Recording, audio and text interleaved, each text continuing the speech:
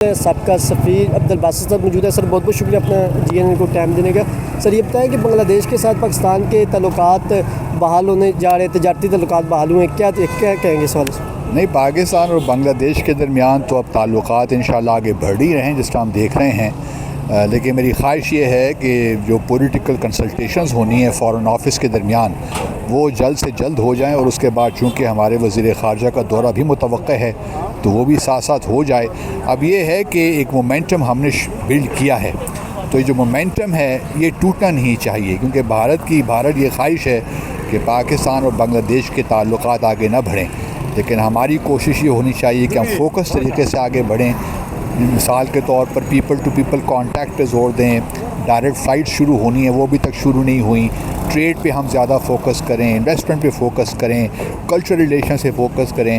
تو سوال یہی ہے کہ بنگلہ دیش بھی اپنی طرف سے پوری کوشش کر رہا ہے, ہم بھی کر رہے ہیں, لیکن یہ جو اس کو سسٹین کرنا ہے اس پروسیس کو, دیٹ از دا چیلنج. اور میں امید کرتا ہوں کہ انشاءاللہ آنے والے دن اچھے ہوں گے پاکستان اور بنگلہ دیش کے لیے. سر انڈیا جو منفی پروپیگنڈا پھیلا رہا ہے کہ پاکستان اور بھارت جو قریب آ رہے ہیں, قربتیں ہو رہی ہیں حسینہ واجد کے اقتدار کے برطرف ہونے کے بعد, تو جو پروپیگنڈا ہمارے خلاف کیا جا رہا ہے انڈیا کی جانب, اس کو کیا جواب دیں گے؟ دیکھیے, ایون شیخ حسینہ کے دور میں بھی, ان کے 16 سالہ دور میں بھی پاکستان کی ہمیشہ سے یہ کوشش رہی ہے کہ ہم آگے بڑھیں, لیکن ہمیں شیخ حسینہ نے کبھی کوئی پازیٹیو رسپانس نہیں دیا, کیونکہ ان کا رجحان بھارت کی جانب تھا اور انہوں نے سارک کو بھی آگے نہیں بڑھنے دیا. بھارت ہمارے جو دو طرفہ تعلقات ہیں وہ بھی نہیں آگے بڑھے. تو شیخ حسینہ کے ساتھ بھی ہم تو چاہتے تھے کہ تعلقات آگے بڑھیں, لیکن شیخ حسینہ ہمیشہ اس میں ایک امپیڈیمنٹ رہی ہیں. اب شیخ حسینہ نہیں ہیں, کیونکہ ہم جانتے ہیں کہ جو بنگلہ دیش کے لوگ ہیں وہ پاکستان سے بے پناہ محبت کرتے ہیں, اور ہمارے ہاں بھی یہی ہے.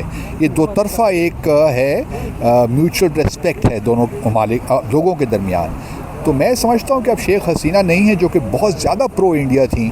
یہ ایک نئی حکومت آئی ہے, انٹرم سیٹ اپ ہمیں یہ بھی معلوم ہے, لیکن لوگوں کے رجحان کی یہ صحیح عکاسی کرتی ہے, اور میں امید کرتا ہوں کہ انشاءاللہ معاملات باقی جو بھارت کہتا رہتا ہے, پروپیگنڈا کرتا رہتا ہے, ہمیں اس سے متاثر نہیں ہونا چاہیے, اس سے خوفزدہ بھی نہیں ہونا چاہیے.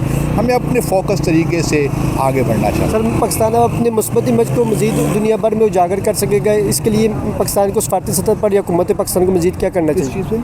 اپنے مثبت جو چیزیں جس طرح بنگلہ دیش کے ساتھ تعلقات بہتر. اور دیکھیے, میں ہمیشہ کہتا ہوں کہ جو سفارتکاری ہوتی ہے نا, کوئی ایونٹ نہیں ہوتا, یہ ایک پروسیس کا نام ہے.